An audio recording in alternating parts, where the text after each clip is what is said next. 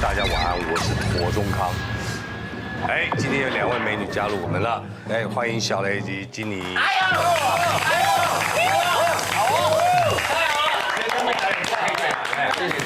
不要忘记哦，好，各位观众要上我们的星星粉专那个帮我们投个票哦，给他们打气，给他们鼓励啊，在这个冷飕飕的日子里面给他们一点温暖，好不好？马上有请第一棒吴尊小雷。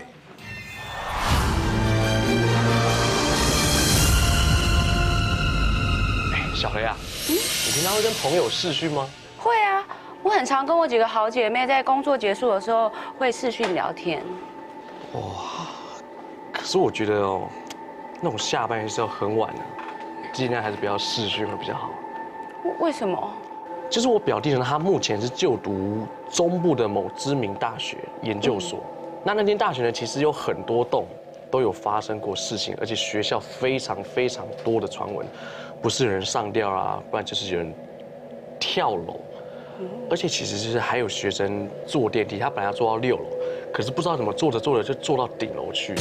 好险那时候教官发现了，赶快去阻止，避免一些悲剧的发生。哎，我好像有听过哦。我知道那间学校，因为之前啊还有那个毕业生，因为毕业的时候太欢乐了，所以他们一群人就直接跳到那个校内的湖里面游泳。结果上岸的时候就发现，怎么少了一个人？最后发现他是被那个藤蔓绑住在下面上不来，就这样走了。我跟你讲，就是我表弟他，因为他是台北人嘛，那功课不错，所以他考进了那一间大学的研究所。那间学校呢，因为毕竟中部跟北部还是有距离，所以他就得留在中部。那他很幸运的，他抽到了宿舍。表弟的宿舍呢，其实是在位于5楼的其中一间。然后他刚搬进去的时候，其实也没有什么太大的问题，里面就是四个床上下铺这样。然后加室友们一共是4位，那大家相处的其实也都还蛮好的。就这样住进去的第1个礼拜呢，其实都很正常，没有什么太多事情发生。可是就在第2个礼拜的时候的某一天，阿耀就想说，哎，室友都不在。回家了，然后他就跟女朋友用就是视讯来聊天。对，然后除此之外，他还会跟女朋友分享很多关于这间学校里面的一些，像是湖里抓交替呀，什么在宿舍里面撞鬼啊，然后鬼电梯呀等等的事情。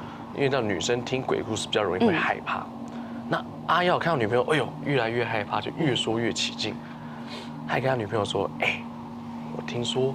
我们学校的宿舍的某一间，有人在那边割颈自杀。听说原因是女朋友让他戴绿帽，加上他们家里那时候父母吵架说吵着要离婚，然后一时受不了打击了，就这样轻生了。哎呦，你很贱哎！不要讲啦，我现在一个人在房间会怕，又不像你旁边还有室友在陪你。室友？宿舍现在就我一个人啊。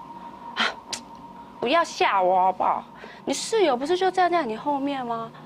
哎，好了，先不跟你讲了，我妈打来插播，拜拜，晚安。晚安。阿耀一头雾水，他想说我室友站在后面，他就回头看一下，上铺下铺都没有人啊。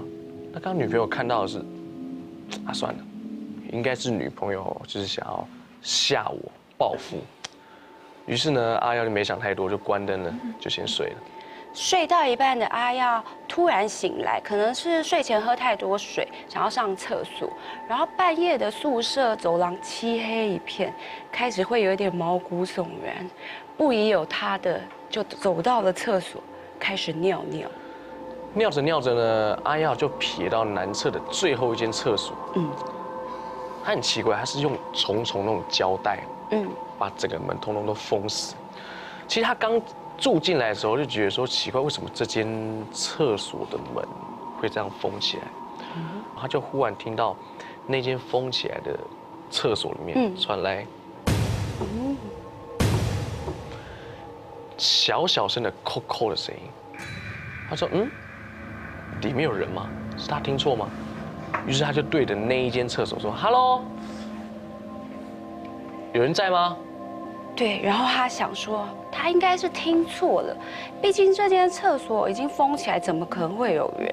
那阿耀尿完尿之后就洗了手，准备要回房间。其实正常他回房间的路上只要30秒，但是怎么会走着2分钟了都还没到？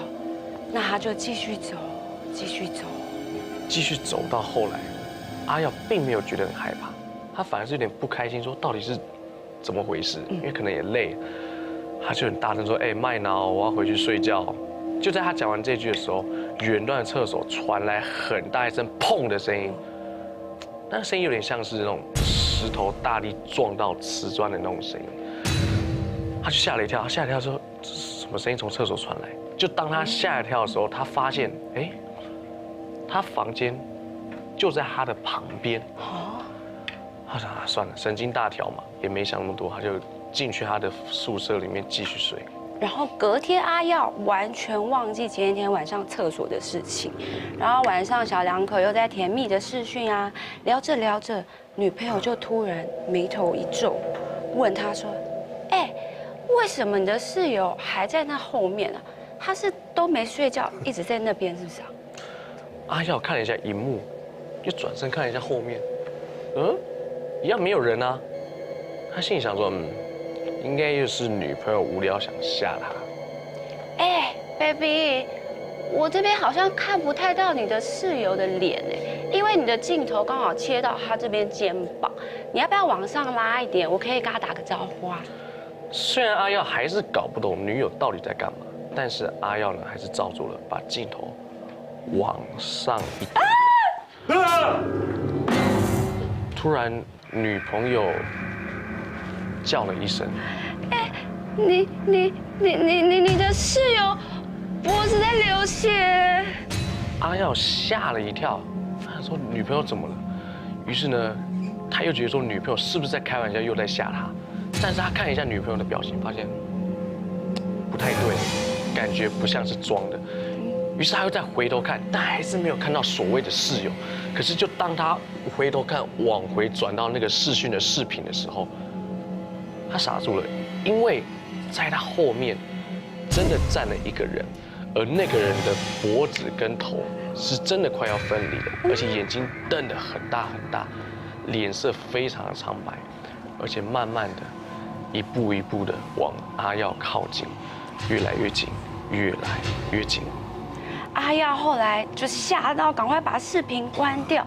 结果他就想要跟他的室友们说，他拿出了手机，想要用语音键盘用念的，就是直接可以辨识出他说的话。但是他不但没有跑出阿耀说的话，反而是一直不断的跑出“你在说我吗？你在说我？”阿耀吓得冲出房间，直奔厕所。他想说是不是自己压力太大，看错了。去洗把脸，想让精神好一点，但是接下来画面他傻住了。他进到厕所之后呢，他发现最后一间封起来的那一间，它底下慢慢的、一点点的流出了红色，像是鲜血的液体。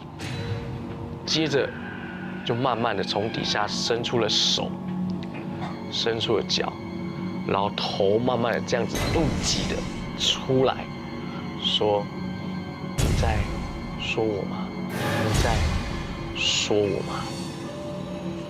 阿耀吓到连滚带爬的跑回宿舍，就在刚出宿舍的门口的时候，遇到了巡逻的警卫，于是他就把事情讲给警卫听。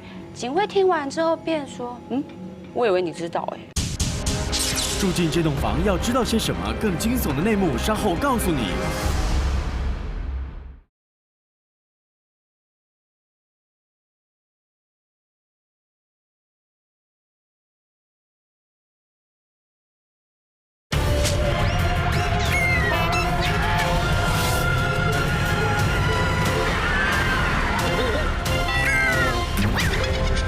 就在刚出宿舍的门口的时候，遇到了巡逻的警卫，于是他就把事情讲给警卫听。警卫听完之后便说：“我以为你知道哎。”知道什么？啊？你不知道吗？因为之前那个宿舍曾经有人在那边自杀，然后据说是就是被女朋友戴绿帽，又跟爸妈吵架，然后他就割颈轻生，而且还不是用刀哦，是用厕所最后一间那里面，他把那个水箱啊就是摔裂一半之后，拿那个直接插入他的颈子里面，就颈子流血过多死亡。阿耀会遇到这样的事情，可能是因为呢，就是刚好他在宿舍讲他的事情，他不高兴，所以才会让阿耀遇到这样的事情。那后来警卫建议他说，要不要去找庙里的老师啊去拜一拜？是。那后来阿耀及其他3位室友们呢，就找了法师来这边净化。那法师说他的执念很深，很难请走，最后花了很长的时间才把魂给引走。虽然引走了呢，但是从那次之后，他们4个人通通都搬离了那间宿舍。那也因为这件事情绕得沸沸扬扬，因此学校呢也把那一间宿舍封起来，避免又有人再遇到他。哦，对，就这样，可以帮我做个 ending。这个故事里面呢，唯一的亮点是什么？是什么？警卫长得很正，几位跟女友都长得很正，对不对？哦，真的，还是以后就他一个人讲就好。我跟你讲，所有事情少了你都不成事。真的啊，真的吗？高了评价，哇，天哪！鲜花旁边没有牛粪，怎么来？养分在哪？不能这样说大哥嘛，我们说大哥。好，记住，谢谢大哥。牛粪怎么指我？哎，小雷厉害哦，厉害，很有情绪，画面不得了漂亮。好，第2组也是美女了，帅哥了，唯一帅哥与金妮。哎，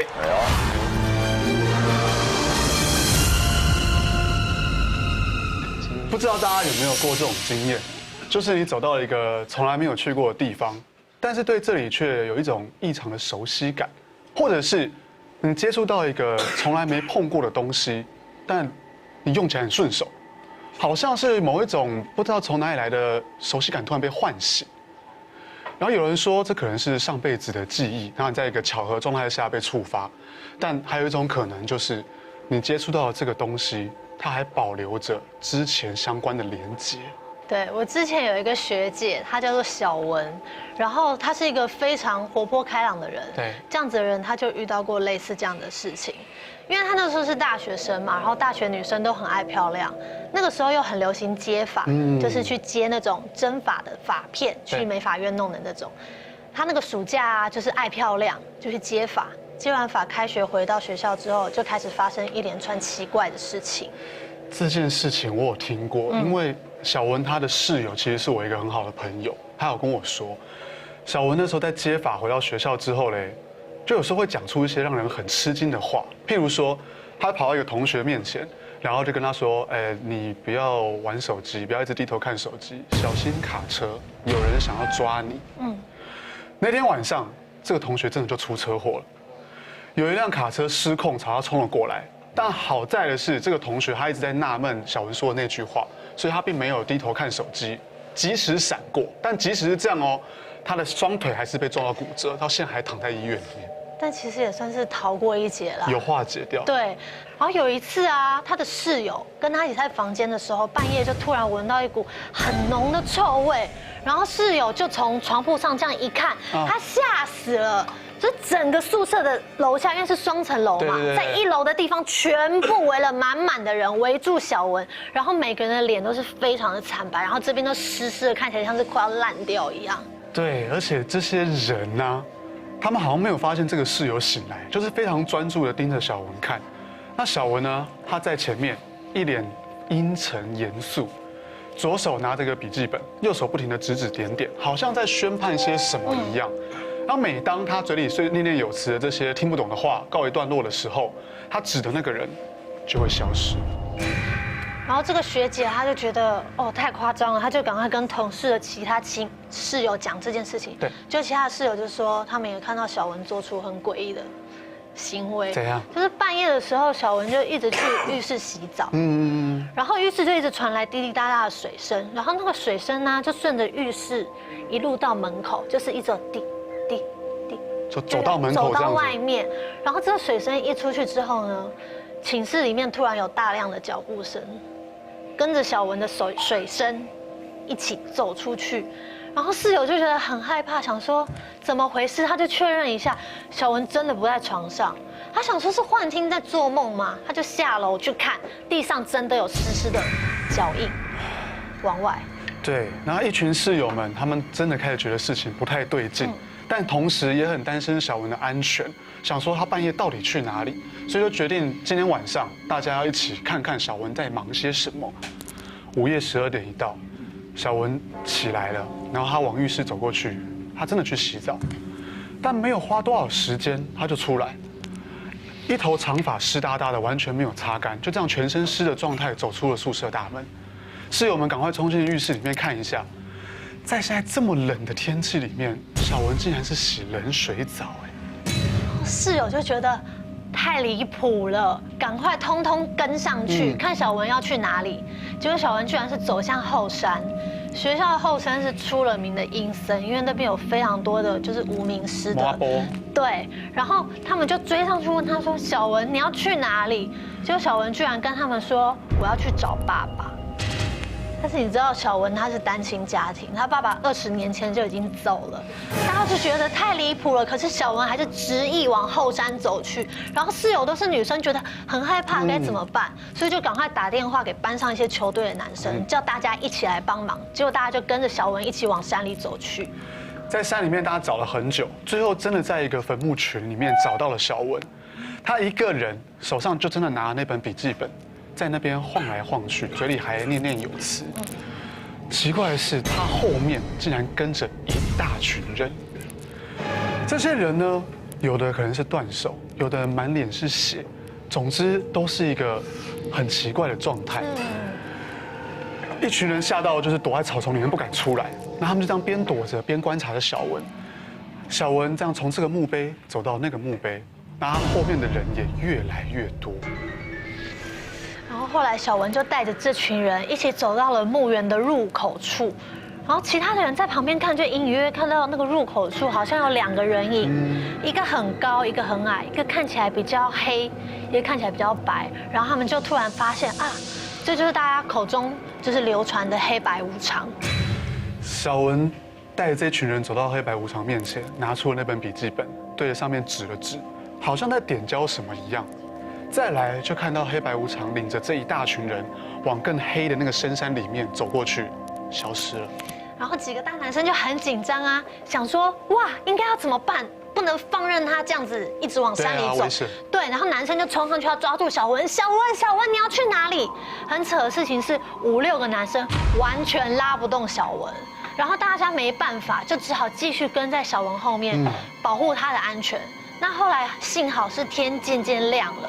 然后天亮之后，小文就自己走回了宿舍，然后去睡觉了。大家就想说，哇，这样下去不是办法，小文到底怎么了？于是大家就讨论了一下之后，决定要去请一些老师来看看小文到底怎么了。结果他们请来的老师啊，来了之后也非常荒谬。每个老师看到小文之后都是这样子，对不起。每个老师都跟小文道歉，然后再转身对同学们说：“不好意思，我没有办法处理这件事情。”因为那时候找了很多老师嘛，那最后透过其中一位老师找到了一位修行很久、德高望重的道长。那这位道长来到寝室门口啊，他先恭恭敬敬的对着寝室里面鞠了个躬，再来很有礼貌的跟小文打了个招呼之后才开始办事。但整个办事过程花了大概3、4个小时，很久。最后是在小文点头同意之下，剪掉了他的头发，整个仪式才告了一段落。这个仪式结束之后呢，小文就昏迷，就睡着了。对。然后这个道长啊，他就很恭敬的拿着小文剪下来的这个头发，跟大家说，其实这个头发啊，它原本的主人前世的灵是地府里面的判官，所以他才会一直拿着那本笔记本。然后道长就把那个笔记本翻开来给大家看。这本笔记本就是他使用的生死簿，里面写的都是一些大家看不懂的文字，还有一些奇怪的符咒。道长有解释，他说你们看到这些文字，全部都是那些人的名字和阳寿，这些符呢，则是地府里面的官印。其实啊，这间学校它靠着山嘛，那刚刚又说了很多乱葬岗，所以其实本来孤魂野鬼就很多。要不是因为这位判官在这个地方镇住啊，其实时间久了，这些学生们他们的健康或运势都会受到影响。所以啊，为了方便办事，这位判官才会把他们的寝室直接变成他在地府里面的审判室。但也因为这样，小文才会去冲冷水澡，因为凡人的身体其实是承受不住地府里面这种燥热的。后来这次事情是往好的方向发展了，因为头发也剪掉了嘛，小文就慢慢恢复成原本活泼开朗的样子。对，我觉得这个故事给我的警示是，就是如果你要去做解法，或者是执法，你一定要搞清楚它的来源是哪里，因为它毕竟是从别人身上取下来的东西，大家还是小心一点比较好。真的要小心。对，执法是从我们头发往前执，不信你问阿松。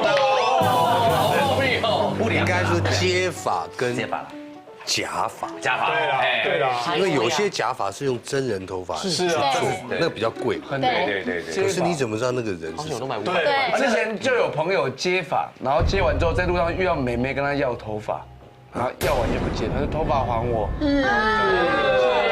这还有一个东西也是从别人身上拿来，就是现在有些人会去整形做隆鼻，那个软骨是从别人的额骨上拿下来，会有人专门卖这个。可能会继承别人的回忆，或者有人在卖额骨的。对，就是就像那我这个的话很好卖哦。哪一个？蛮多人的，一般人装不下，你那个是20寸。哦，对，有的会太高，磨到，你知道吗？特定东西。哎呦，真的耶！不过那个其实那个小文，其实他就当判官也蛮好，你们在旁边多好。当久了也不好吧？他一直保佑你们呐，对不对？是。所以呢，哎，这个假发还是很重要的。好，谢谢两位。好了，刚刚那个美妙的画面已经看完了，接下来谢谢大家。这个画面就比较啊，惊悚恐怖的来了，可怕，真的会增加这整个节目的恐怖度。太好了！欢迎阿松跟子瑜，于松，就叫你扮女装。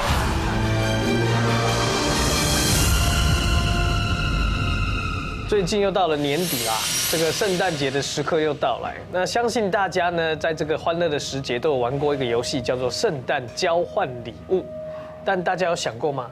你拿到的礼物或许是2手、3手别人已经经手过的礼物，所以在拿到的时候，我想大家应该都不知道这个礼物的来源吧？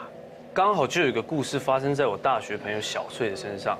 这个小翠她的同班同学啊，就是在圣诞节的时候呢，他们基于一个恶搞的心态，他们发起了一个圣诞交换废物派对。他们希望大家呢，把家里没用到的东西，通通拿来这边交换。小翠那时候抽到一个盒子，包装的也是挺精致的，但是打开来一看，是一个旧旧脏脏、小小的那种木质的妈祖雕像，差不多就是一个手掌大。它很像是你去夜市玩套圈圈套中的那种小礼物。这个礼物呢，就是小翠的其中一个同学呢，真的是2、3年前去夜市套圈圈套来的。那因为它像是一个妈祖，我这个同学呢拿了之后就觉得家里没有用，也就丢在地下室放了2、3年，一直到这一次交换废物的派对才拿出来，没想到就让小翠抽到。大家呢看到这个礼物一拆开的时候，心里都想，这什么烂东西啊！可是小翠不这么想哦。小翠她的家呢是住苏澳，爸爸本身也是个渔民，他们全家都是拜妈祖的，所以小翠觉得挺好的。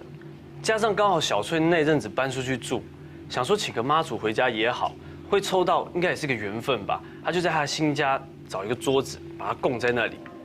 但说也奇怪，开始供之后，怪事就一直发生哦。有一天小翠在看着韩国节目，看一看进广告的时候，想说先去洗个澡好了。没有想到洗完澡出来，电视机的节目已经不是韩国节目，跑到一个财经台，是一个中年男子在讲股票分析。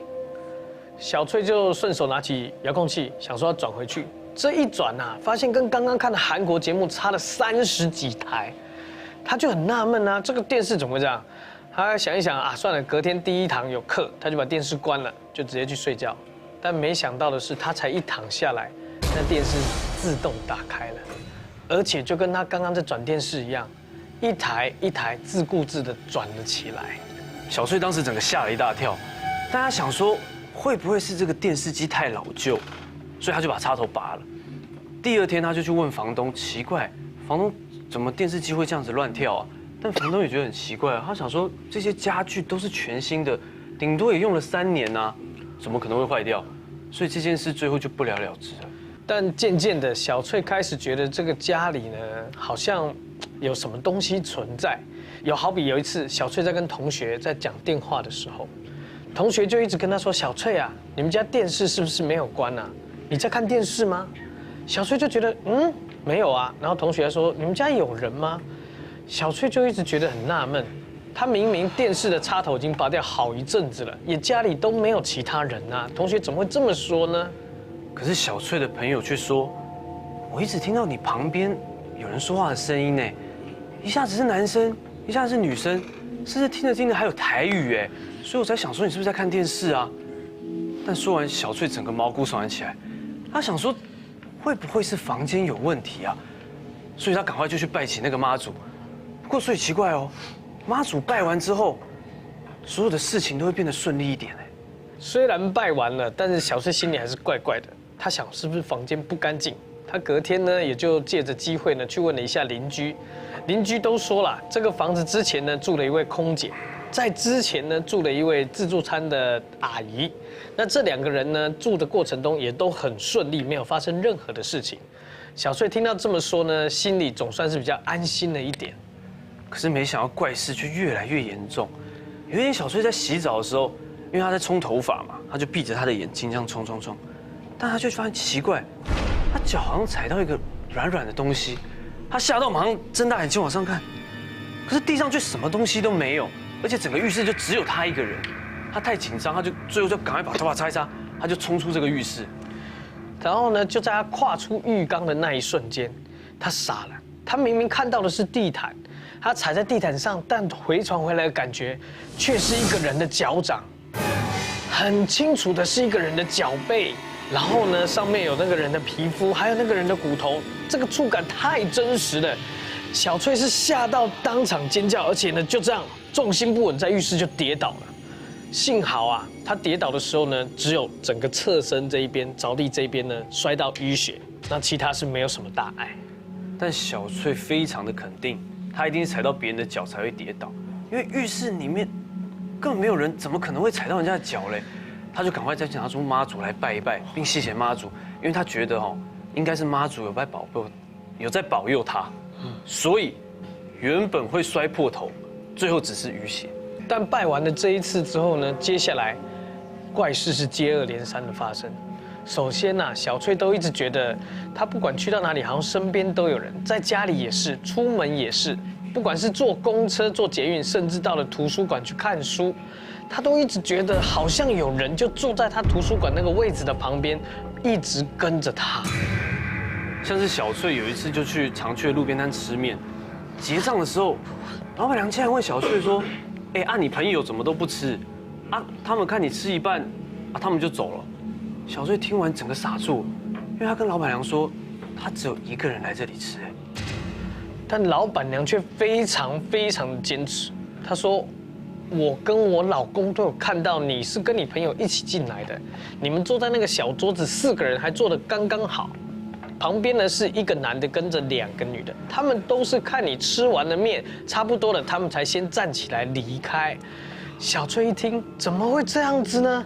好害怕！小翠马上就想到包包里还有那个妈祖，拿出来，马上对着妈祖呢又虔诚的拜了一下，拜托妈祖娘娘一定要保佑她平安无事。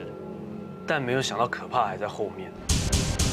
旁边多了陌生的阿飘，不是最恐怖的，还有什么更吓人的事件？我们马上回来。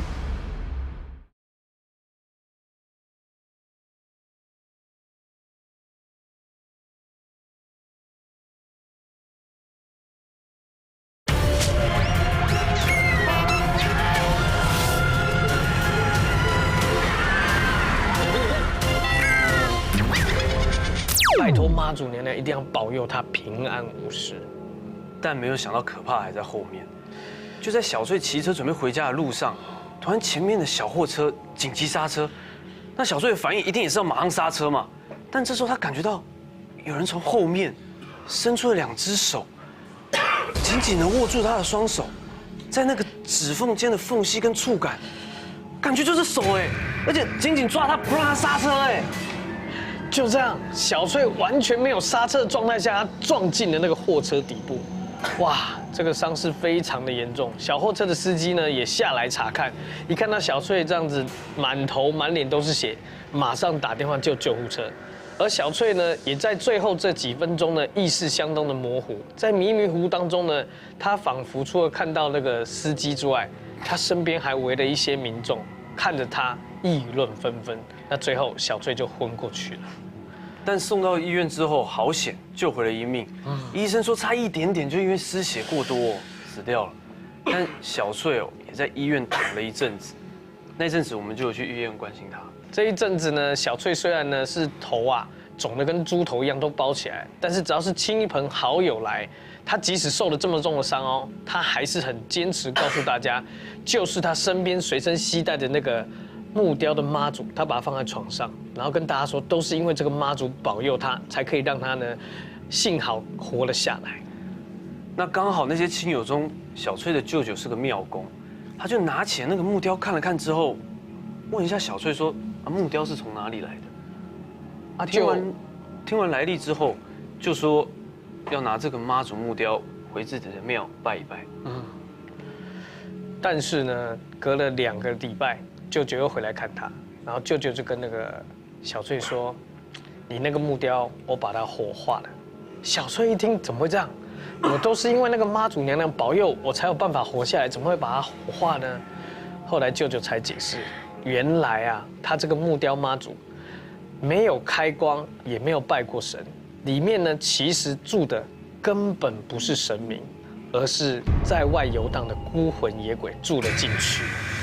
所以小翠那阵子拜的通通都是鬼，而这些鬼常年盘踞这个神像，然后又遇到小翠把他们拿来当神像来拜，所以说他就开始捣乱。但只要小翠有拜，他们就听话，所以说小翠就误以为是妈祖保佑，其实都是鬼在作乱。后来货车的司机也有来医院探望小翠，他跟小翠聊到，当小翠昏倒在地上的时候呢，他打电话，其实现场就只有小翠一个人跟司机2个人而已，旁边根本没有围着任何的人，所以小翠看到的其实都是跟在她身边的那些孤魂野鬼。然后我听到这故事之后，也是觉得以后收礼物也是要小心，不要再借花献佛，转送那些来路不明的礼物了。对，所以以后子瑜只要有任何不想要的礼物，我都收。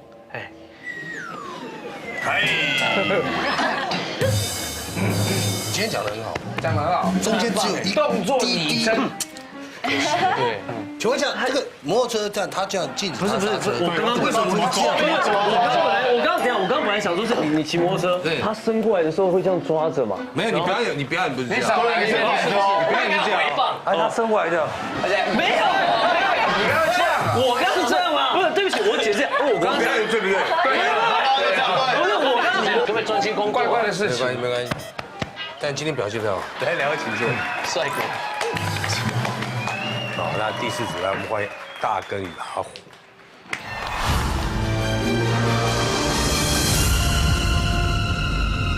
如果你把鬼故事当故事在听，它就只是一则故事。如果你把鬼故事当成鬼故事在听的话，那么它就会是一则鬼故事。欢迎收看《跟鬼打招呼》。今天跟大家分享一个是已经渐渐消失在这个社会上的一个物品。以前呢，大家喜欢一个偶像的时候呢，或者支持一首歌，你会走进唱片行挑一张 CD 来支持你喜欢的偶像。但现在的人基本上已经不走唱片行了，而且又加上唱片行越来越少，大家都是上网就可以听了，大部分音乐也都从实体变成数位了。但是我们不一样，我们不一样。我们还是喜欢走进各大唱片行，选自己喜欢的唱片。就算近期没有喜欢的歌呢，我们也会走进店内，然后戴起耳机，因为那个旁边都会有排行榜的歌曲嘛，就多听一下。好，那我们的习惯呢是走进一家我们那个很熟悉的唱片行嘛，走进去呢选了一张唱片，要拿到试听室放上唱片，摆上唱针这种各式各样的装逼样这样装上去，戴上耳机，然后享受像音乐的这样熏陶这样。熟悉的唱片行在承德路上，它本来是一间连锁的唱片，叫某大唱片。但是因为就是市场萎缩的关系，所以它倒闭了。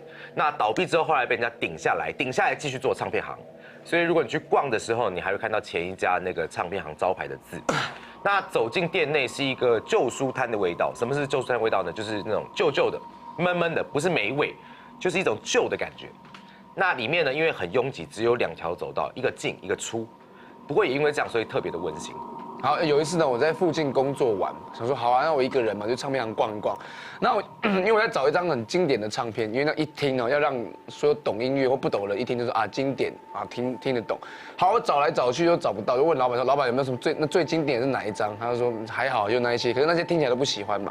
然后他就说好，那我还指了一个位置，在一个方向，说那你自己去那边找，找到喜欢自己听带走。好，我就翻了一下，说奇怪，没有看到我要找的唱片之前，我就看到了一个唱片是2张黑胶唱片连在一起的。啊，正常来讲，2张连在一起很奇怪，我说这样会不会刮坏？所以呢，我就拿起来说好，那我把它听听看嘛，搞不好这是一个有缘嘛，拿起来拿去试音室听。他走进去，戴上耳机，一边听一边看唱片的那个封套。虽然这个封套上面的字迹已经有点斑驳，但依稀可以看到上面写：听完唱片7日之内。哦，吓一跳，干嘛？7夜怪谈之类，听完唱片7天之内会出怪事吗？我再仔细看，哦，没有，他说听完唱片7日之内不满意可以退还，这样啊，或者是可以交换这样。我就啊，白痴，好好笑这样。这个时候突然有人拍了他一下肩膀，他吓了一跳，一看，哎呦，原来是老板。老板说，哦，这张唱片是那个他的。那一开始他也听不太懂什么叫做是老板的什么意思。哦，老板继续解释说，因为他喜欢把那个自己的这个声音录起来，因为老板在吹这个萨克斯风，所以有时候边吹呢会边录自己的声音。那这张唱片刚好是不小心摆错了，还好他没有听，因为老板说啊不好听不好听，不要听不要听。同时老板也把他原本要找的那张唱片递给他，因为我原本要找的是史密斯飞船的那个唱片嘛。好，拿递给我听，递给我的嘛。说 OK， 接过来之后我就放进去试听嘛，哇，听，虽然刚刚有吓到自己，不过觉得说在听的时候，老板在柜台哈，一直这样对我笑一下，这样笑一下，然后他在秋山回，这样笑一下，然后他干嘛？然后有戴着耳机嘛，然后这样笑，那就好像在跟我讲话，你知道？他就这样看着我，然后比了一些动作，所以我就把耳机拿下来嘛，就这样干嘛？然后老板说啊没事，然后我就戴上去，我觉得这老板很奇怪，干嘛要讲不讲的这样子？以前老板不是这样子的，但是他就是觉得太不舒服，他觉得好吧，那他直接决定把这个唱片买下来回去慢慢听。结果买回去之后呢，他也没有马上听，他就把它放在储藏室，等改天再来听。那后来因为事情比较多嘛，所以这张唱片呢一直没有机会拿出来听。那刚好呢最近呢放假的时候想说啊，对我有放了这么一张唱片在储藏室，好，然后把它拿出来，想说享受一下啊，今天晚上啊装一下男人这样听一下，然后一放，不对哦，这个唱片不是原本我要的那个唱片。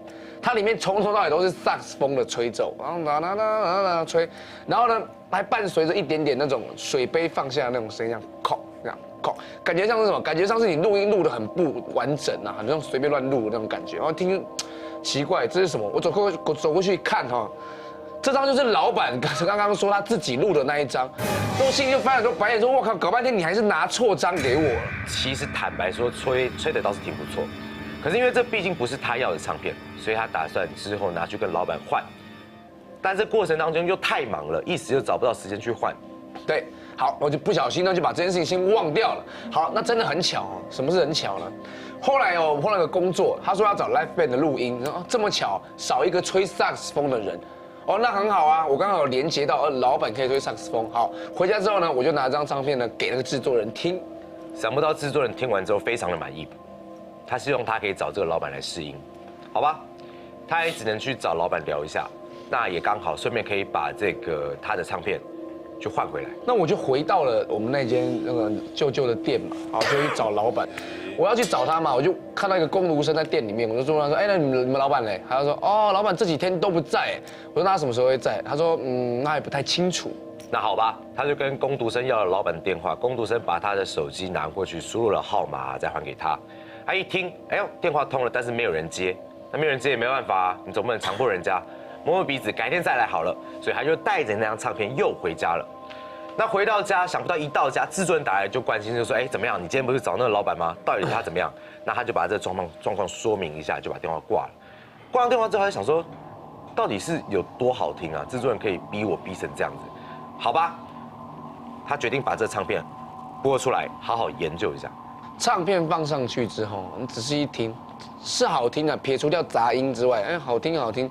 但我不知道它是有什么魔力哈，你听完呢，你会再播一次，听完会再放一次，然后于是我就片段的这样一直重复播，然后倒带，然后播，倒带再播，听着听着呢就睡着了。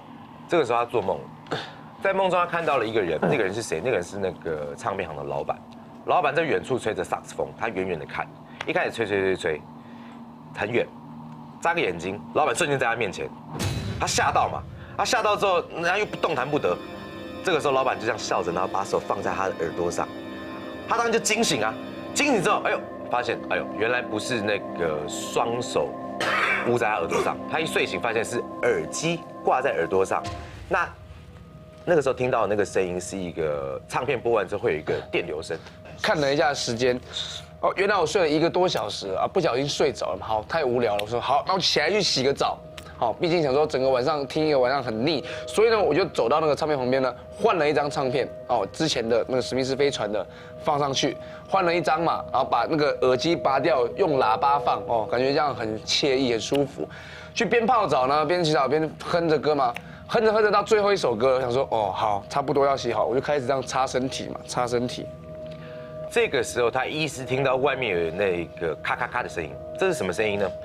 感觉上像是有人把唱片去换了一张，而这个时候音乐又重新播放，但响的不是刚刚那个史密斯飞船，而是一个吹萨克斯风的唱片。我看一下外面没有人，那唱片呢就这样转，突然间嘣，音乐停了，停了怎么样？让唱臂自己跑起来。我想说怎么会这样？哦，有唱臂是电动的，哦，它电动会自己跑，很正常。但是它是感应式的电动了，什么呢？就你要感应，在它面前感应，它才会跑起来，挥一下它才会跑起来。没有我没有去感应它，它跑起来。他走过去确认一下是不是机器故障，还是其他的原因。在确认当中，这个手又不小心让感应器给感应到，于是这唱片又降下去，粘住了唱片。因为他不想再听到这个音乐，所以他用手压着唱片。这个时候，因为他是用喇叭嘛，喇叭这时候发生干扰，就出现很大声的飞的声音。因为很吵，所以他往后退了2步。那也因为手压在唱片上，所以退2步的时候，唱片也会跟着动。好，一动嘛，喇叭旁边，我听到一个很恶心的声音哦。喇叭在我的旁边，退了之后嘛，那唱片在倒转的那一秒，你听到那个倒转的声音，讲了2个字，好像别怕，很小声讲别怕，就在耳边很清楚啊，别怕，就在倒转别怕，很可怕。我想说哇，这是怎么样？然后说好，我就不要再动了，你再滑还会再有声音，我就不要动。完全呢，把动作变到最小，然后一手压着唱片，另外一手抓着把唱臂的那个整个唱片拿起来，放回那个封套里面。那隔天呢，他想把这个唱片拿去还给唱片行，他想说就这样还给店家，什么也不要问了，老板在不在也不重要。一大早10点，他就咚咚咚冲去店里。到了店里之后，哎呦，店没开，那没开也没有办法。这个时候他发现，哎，奇怪，这店的旁边的墙上怎么贴着围楼2个字啊？什么时候贴的也不知道。他再看一下这个店家关下来的铁卷门上面贴了很多东西，其中有一张是那个水电的催缴通知单。那日期是民国74年。这间唱片行倒了这么久，那前几天卖唱片给大根的是谁呢？